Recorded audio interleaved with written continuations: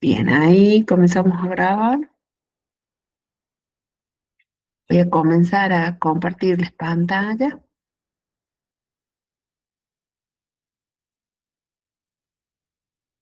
de la parte donde dejamos la última vez que estuvimos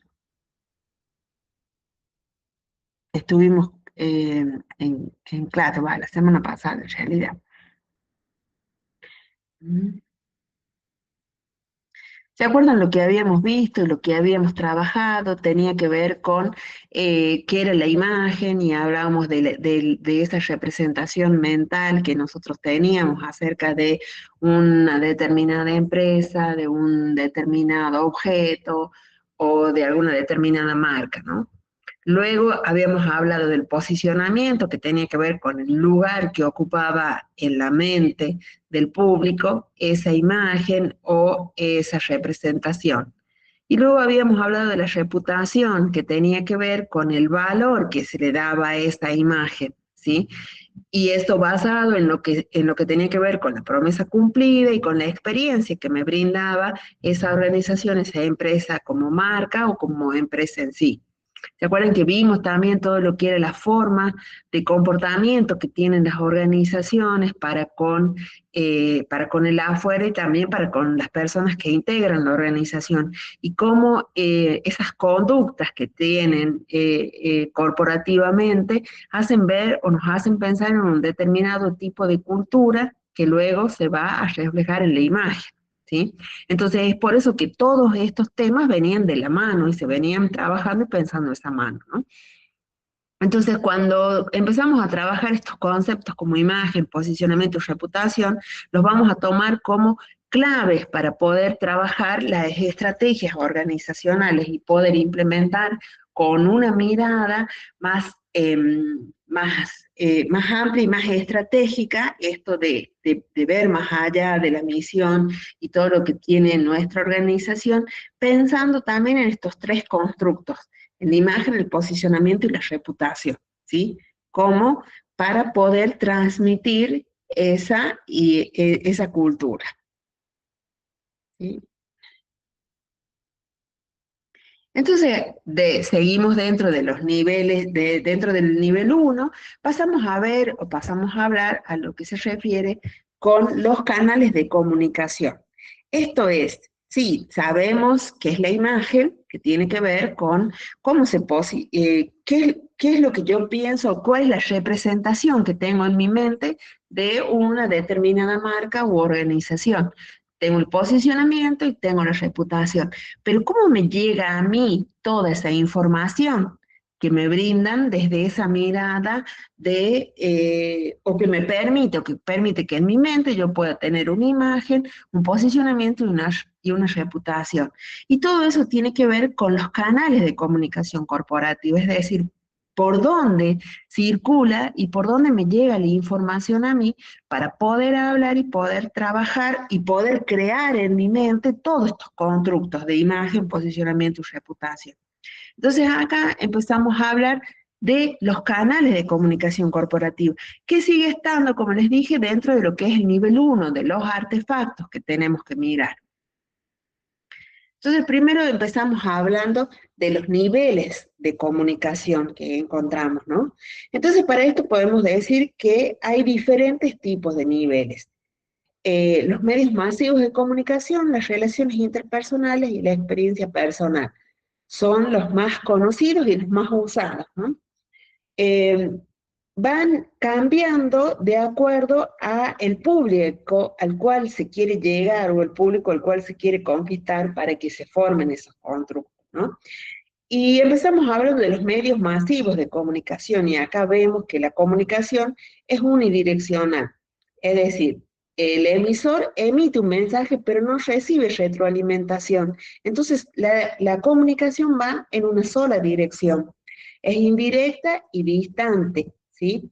Es indirecta porque nosotros no nos enfocamos muchas veces en una determinada persona, más allá de que sí vamos a un determinado público, pero no en una persona en sí, sino que vamos de manera indirecta a repercutir en otras personas que quizás no sean ese público objetivo, ¿no? Es distante, pues no tenemos forma de comunicarnos muchas veces o de hacerle esa retroalimentación. Por eso ahí les dice, medios masivos son esos, aquellos que manejan grandes volúmenes de información y que viene como toda la información juntas para todo tipo de público. Entonces ahí les habla de la televisión, la radio, la publicidad, ¿sí? Que tienen gran alcance, pero no hay una retroalimentación inmediata. O sea, yo no le puedo contestar por ahí inmediatamente. Con los años, esto fue un poco cambiando. Los medios masivos de comunicación empezaron a tener como ciertos canales con los cuales uno puede llegar y esa comunicación, que si bien sigue siendo unidireccional, puede llegar a tener una respuesta, pero no en todos los casos, no desde la generalidad, sino desde la particularidad, ¿no? Y después tenemos las relaciones interpersonales, ¿sí? Como otra forma u otro nivel de comunicación. Las relaciones interpersonales ya habla de que hay un intercambio que se puede dar cara a cara o por ahí mediado de alguna forma con alguna tecnología, pero sigue siendo cuando se la da a un determinado grupo, cuando se la da entre determinadas personas que podemos decir que son líderes de opiniones, ¿sí?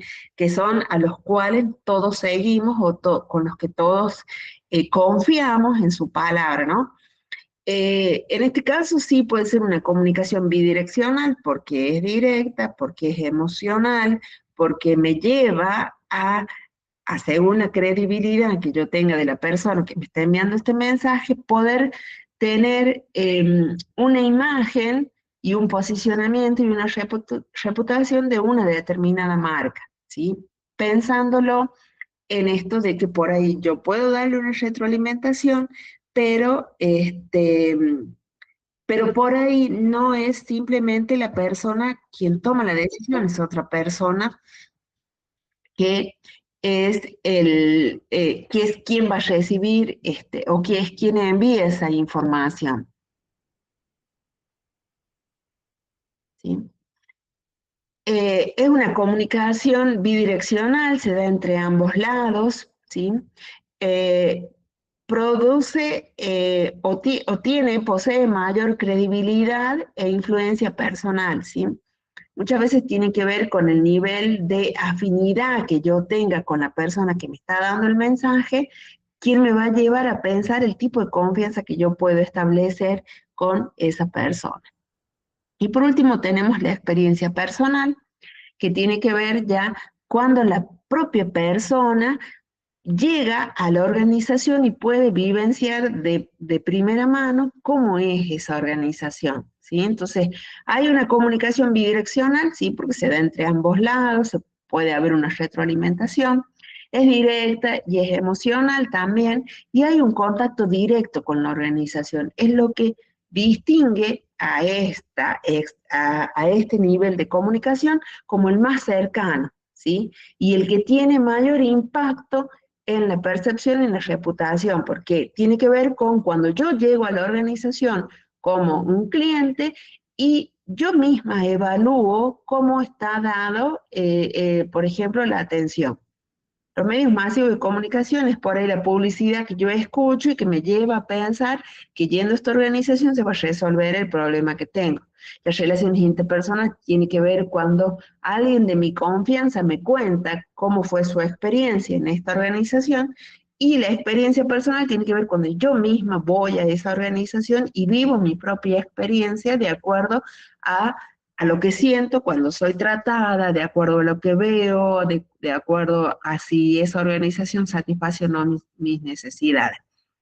Entonces acá ya tiene que ver con un nivel más cercano esta experiencia personal, porque va a haber un nivel más elevado de distancia a uno más cercano. Y de acuerdo al nivel que yo tenga de comunicación o de acercamiento con la organización, va a ser el lugar también que va a tener en mi mente esa imagen de acuerdo a esto que estoy viendo, ¿no?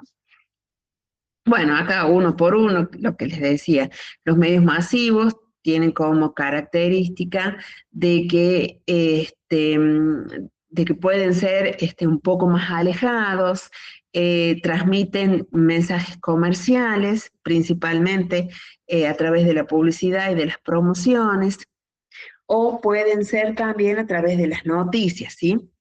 Eh, por eso, cuando hablamos de estos medios masivos y de sus distintos tipos de mensajes, encontramos los comerciales, que son los que buscan vender básicamente sus productos, y los que van dentro de las noticias, ¿sí? Muchas veces se los disfraza a esta forma de influencia a través de una información periodística, ¿no? Quiere decir que cuando en medio de una noticia justo hablan de mi marca, justo trabajan con mi marca y eso hace, sea bien o mal, ¿no? Eso hace que esa marca se posicione en un determinado lugar en la mente de las personas, ¿sí? Su alcance es amplio, otra característica, llegando a grandes audiencias simultáneamente con costos relativamente bajos de contacto. ¿Cuáles son sus limitaciones? Lo que dijimos recién, que es una comunicación unidireccional, que hay poca personalización, y que hay por ahí mucha dificultad para medir el impacto real, ¿sí? Porque termina siendo muy subjetivo para cada persona que ve esa publicidad o que ve esa noticia y lo que puede llegar a pensar acerca de la marca, ¿no? Por lo tanto, también tiene menor credibilidad. Las relaciones interpersonales tienen que ver con esto que yo les decía, los líderes de opinión, por ejemplo. Hoy se da mucho que muchas marcas trabajan con influencers, que son quienes en medio de una conversación o en medio de un, de un vivo, de un live de Instagram, les venden algunas marcas o les hablan de alguna marca para que ustedes puedan, para que esa marca se posicione en su mente, ¿no? Entonces tiene que ver con ese impacto emocional que muchas veces tiene que en palabras del otro o en boca de otro para mí suene creíble, ¿no? Y son los líderes de opinión. Las relaciones interpersonales constituyen un canal bidireccional, directo y emocional de comunicación. Se caracteriza porque pueden existir dos tipos de influencia.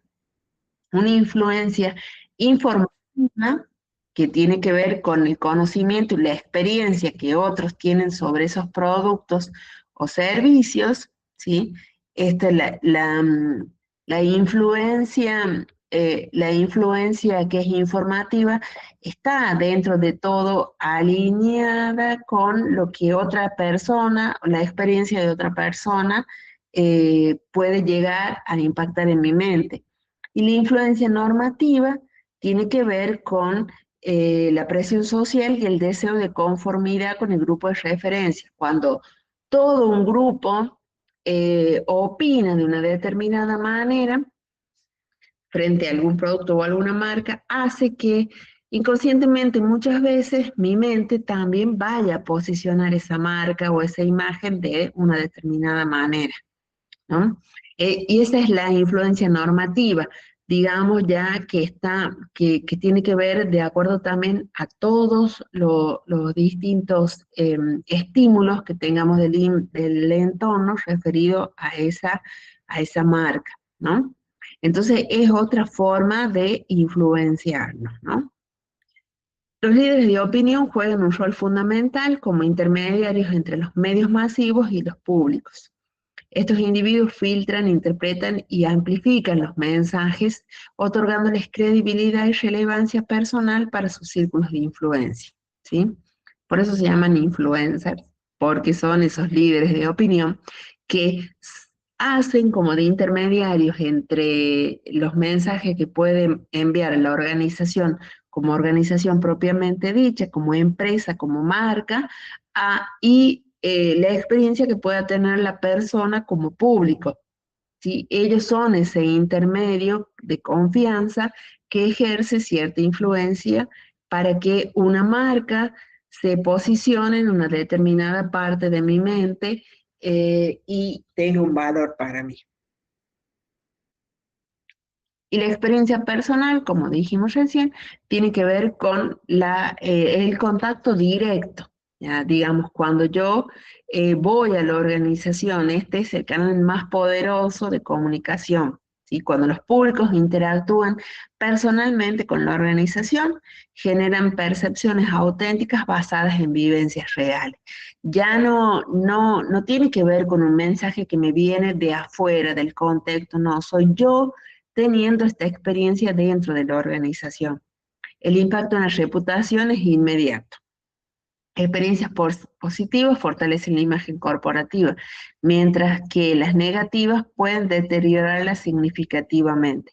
Y esto es fundamental porque es ahí donde se da, digamos, el trabajo en sí con la imagen, ¿no? Yo puedo enviar muchos mensajes por distintos medios de comunicación, puedo tener manejo de redes, todo lo que se necesita para poder posicionar una marca en un determinado contexto en la mente de la persona, pero también puede ser que eh, una experiencia negativa al contacto cara a cara haga que todo ese trabajo se venga al pique. Si una persona no satisface las necesidades de ese cliente, ¿no?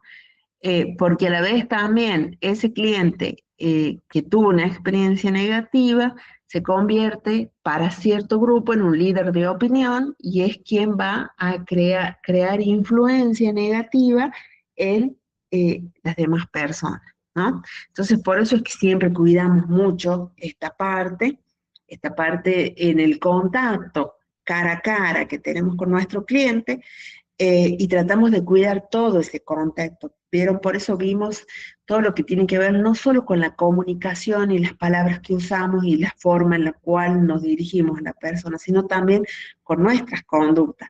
Las conductas que puede ver la persona cuando llega a la organización, también la conducta organizacional, la conducta, el comportamiento en sí de todas las personas que están ahí, no solo de quien me está atendiendo, sino de todo el contexto que estoy viendo. Y eso es lo importante para poder posicionar una imagen, ¿sí? Posicionar positivamente una imagen, ¿no? Entonces acá podemos hacer como una jerarquización de los canales.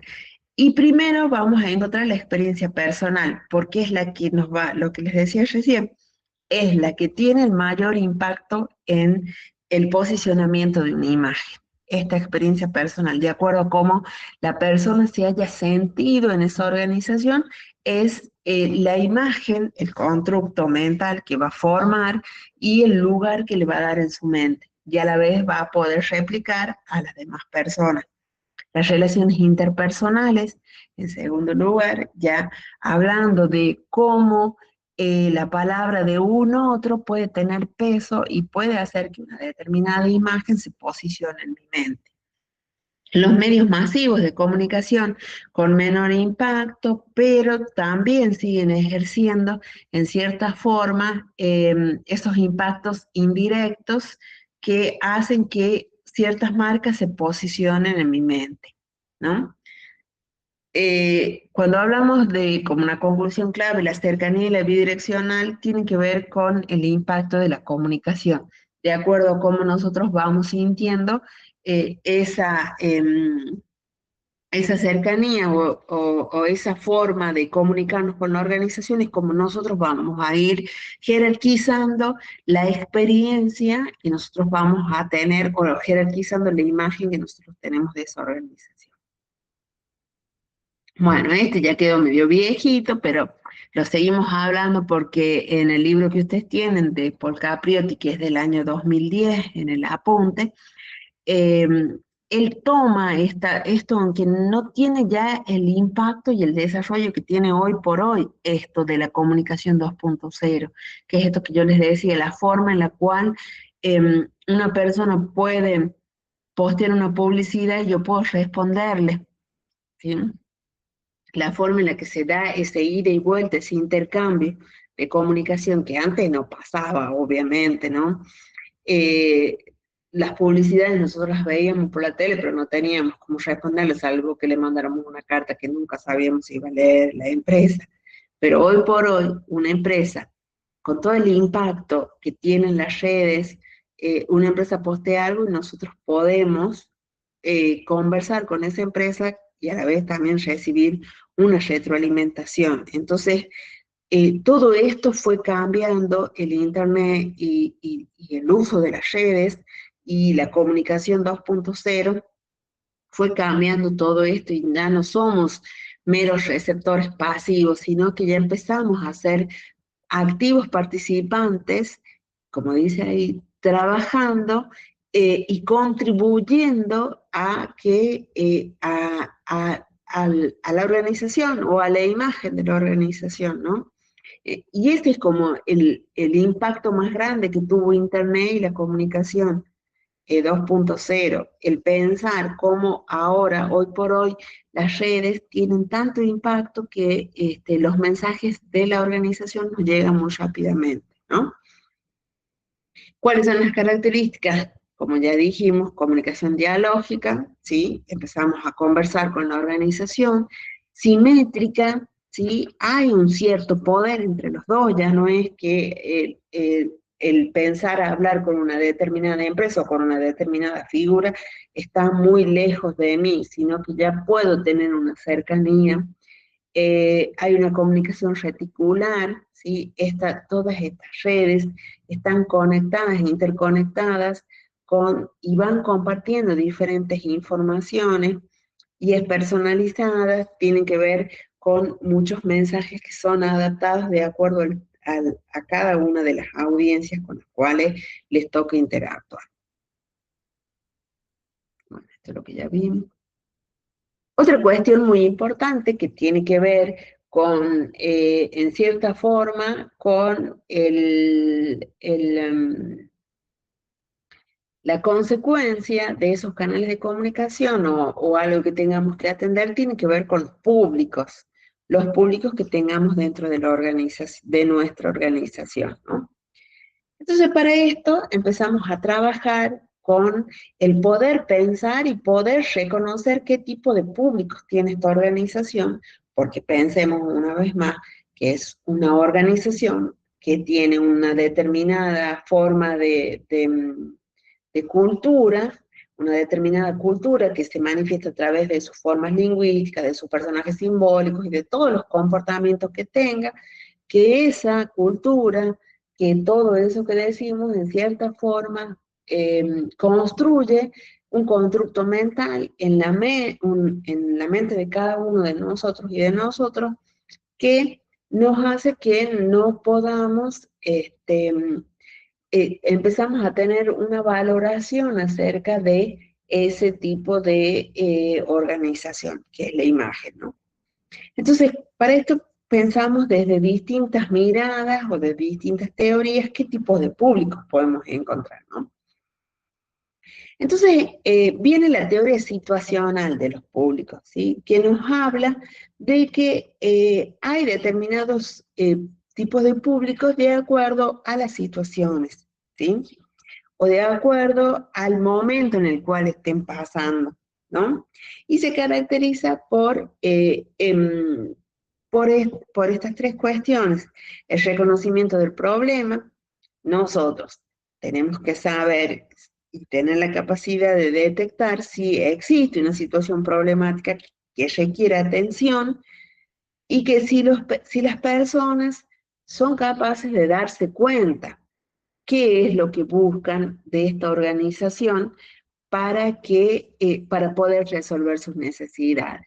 Primero centrarnos en por qué, en cuál es la problemática que los trae a nosotros y empezar a ver de qué manera se puede resolver esa problemática que ellos traen, para saber si es una problemática de una situación o es un público que es fidelizado, o si esta situación situacional del público puede llegar después a ser a pensar en un público que sea más seguidor y contributivo con nosotros, ¿no?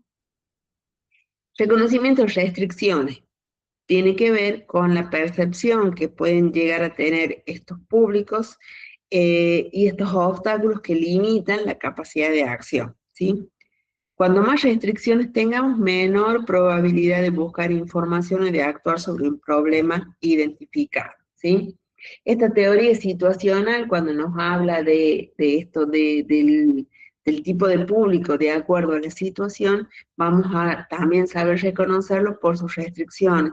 Si nosotros ponemos más obstáculos, o la persona siente que tiene más restricciones o más obstáculos para poder conseguir satisfacer sus necesidades, va a ser, vamos a terminar reconociendo si es un público situacional cuando actuamos sobre el problema identificado y no tenemos más comunicación, ¿sí?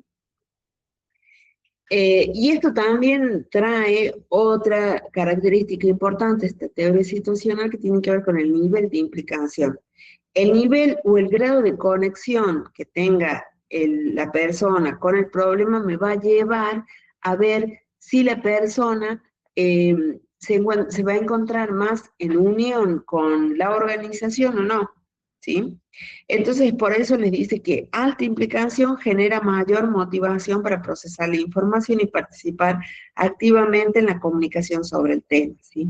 Cuando la persona siente que está más conectada con ese problema o esa necesidad que tiene que resolver, esa situación que tiene que trabajar, va va a sentir más conexión con con esa determinada imagen o esa determinada marca o ese determinado producto. ¿Sí? Tipos de públicos, según la teoría situacional, el público activo, que es aquel que busca información, que busca satisfacer su necesidad. El público latente, que es aquel que sabemos que reconoce el problema, que reconoce su necesidad y trata de enfrentarlo, pero todavía está ahí quieto, ¿sí? Quizás lo conoce, pero todavía no llega a ser un público activo. El público informado reconoce el tema, sabe dónde está lo que necesita y va buscándolo. Y el no público tiene que ver cuando no tenemos ningún tema, ninguna conexión con esa persona a la cual le queremos imponer o le queremos mostrar esa imagen, ¿sí? Otra teoría que también tomamos dentro de lo que es el pensar y el habla de los distintos públicos es la teoría de los stakeholders y de la interacción social, ¿sí? Los stakeholders son todos los grupos que afectan o son afectados por los objetivos de la organización. Son esos públicos objetivos que tiene la organización, tanto internos como externos, ¿no? Tienen que ver con los empleados, los clientes, proveedores, accionistas, todo aquel que tenga contacto con la organización, ¿sí? Hablamos de que son los que se llaman stakeholders. Eh, Cada grupo tiene intereses específicos que la organización debe considerar en su comunicación estratégica. Es el pensar en esta comunicación como ese público objetivo. Y esto que les digo, no solo el público externo, o sea, los clientes que podamos atraer, sino también a nuestros públicos internos, todos nuestros colaboradores que trabajan con nosotros, y de qué forma nosotros trabajamos en los distintos niveles de comunicación y los canales que utilizamos y demás, con nuestros públicos internos también, que son nuestros principales stakeholders, líderes de opiniones, que hacen que la imagen de la organización se posicione de una determinada manera en la mente de los demás públicos, ¿no? ¿De qué forma nosotros trabajamos desde esa mirada de ese público objetivo, ¿no? Y por último tenemos la teoría de la interacción social, que tiene que ver con que los públicos van resurgiendo solos de la interacción que nosotros tenemos entre la organización y la sociedad, ¿sí? Tiene que ver con eso que les dice ahí, el estatus y el rol social que tiene la organización, ¿sí? El estatus como la posición dentro de una sociedad y el rol, qué es lo que hace esta organización dentro de la sociedad. Y en base a esa interacción es como surgen los públicos con los cuales van a estar asociados a esa interacción. Esta perspectiva permite diseñar comunicaciones más efectivas y relevantes, ¿sí? Pensando en este tipo de públicos que nosotros tenemos en nuestra sociedad, va a ser el tipo de interacción que nosotros vamos a tener como organización, ¿sí? ¿Qué vamos a hacer en este tipo de cultura tradición, ¿no? De cultura tradición de los pueblos? Nosotros como organización. ¿Cómo respondemos nosotros como organización a esta interacción social? Y acá podemos hablar de todo lo que es la reputación, de todo lo que tiene que ver con la responsabilidad social y empresarial y cómo se comporta la organización como un integrante de una determinada sociedad, ¿no? Y de ahí, según la teoría de la interacción social, de ahí es donde surgen los distintos públicos, determinados públicos para cada una de las organizaciones y cada una de las imágenes que nosotros queramos posicionar. Bien, en conclusión, comprender los públicos es fundamental para una comunicación estratégica. El nivel uno de los artefactos nos revela cómo las reglas constitutivas, los actos del habla y la identidad corporativa configuran la realidad organizacional, ¿sí? Cómo todo eso que nosotros vemos, escuchamos, sentimos cuando estamos en una organización es la realidad organizacional.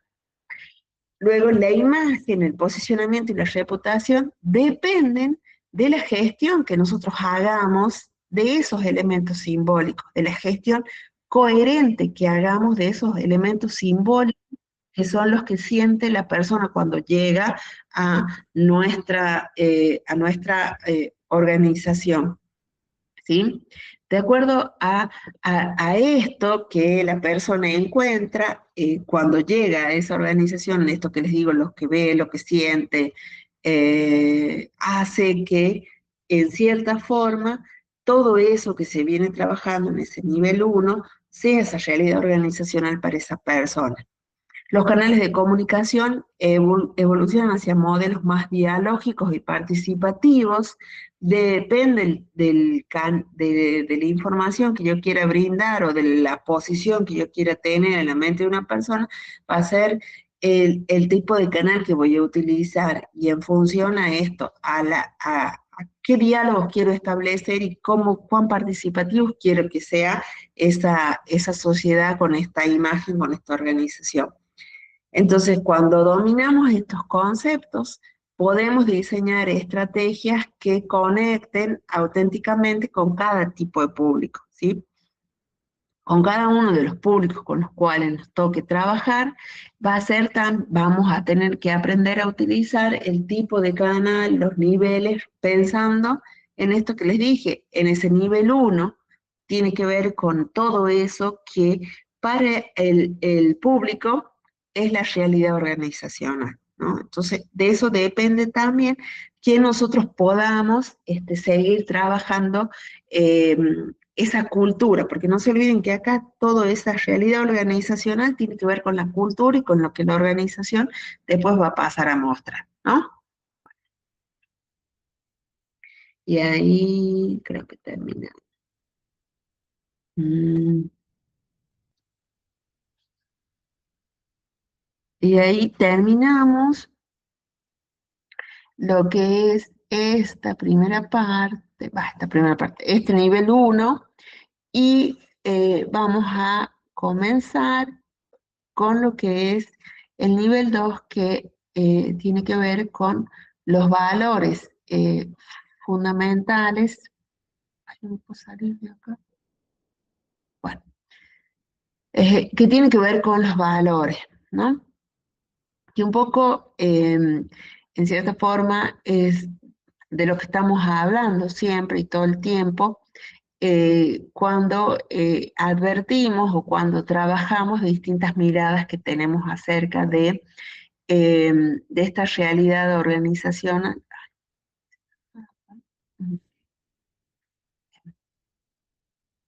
De acuerdo, como les digo, a la realidad organizacional con la cual nos encontremos y con la cual podamos encontrar. Ah, no, esperen. No, no, no, no, no, no, cierto que no. Dudas, consultas,